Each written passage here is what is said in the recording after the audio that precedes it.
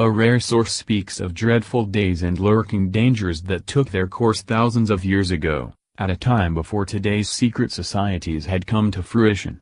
Our horror was approaching, an eternity before the edification of Avignon, in the walls of Babylon, when the ruler in his mighty temple city according to ancient legends spoke with two fallen angels, what soon became his doom and the end of Babylon.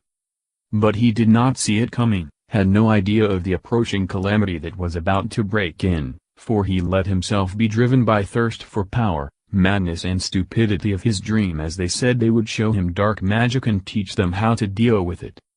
The sorrow was profound, through the black magic many people died of hunger and war.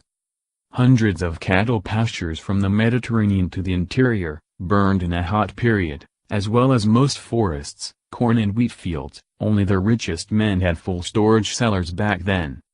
It was extraordinary, the whole empire was becoming a gruesome wasteland, only the king's capital flourished all the more. He deprived the land of power to radiate himself, that's what the gloomy art taught him. And he raged around like once barbarian hordes, with black magical words, like satanic metals. He had sharpened swords and dagger, anyone who should resist being pursued by henchmen with wooden spears. He sat on gold mountains and shielded bastions, on safe ground in glittering pomp and let his people die. It all happened in Babylon's darkest days, the biggest misdeeds for hundreds of years. And one day the two angels reappear, robed in elegant robes of gloomy temple priests. They spoke of baseness and the king's abuse of the gifts of the priesthood. The magical power that would have been but a test, whether the man, provided with the powers of this earth, the right way away.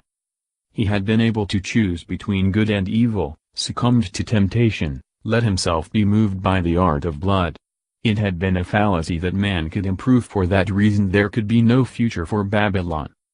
Then they let the Euphrates dry up and the city, surrounded by solid walls, was now commit by the riverbed. So it had to happen that someone invaded to take the city with troops. It was the heartless enemy, the Persian Empire. They took the city and razed it to the ground. This was the end of Babylon, as it is written, in the secret books under the Temple of Solomon. Because years later he digged for the occult writings that have poisoned the king and carry the dark knowledge. These writings emanate a dangerous power, one could feel that a devastating force emanated from them.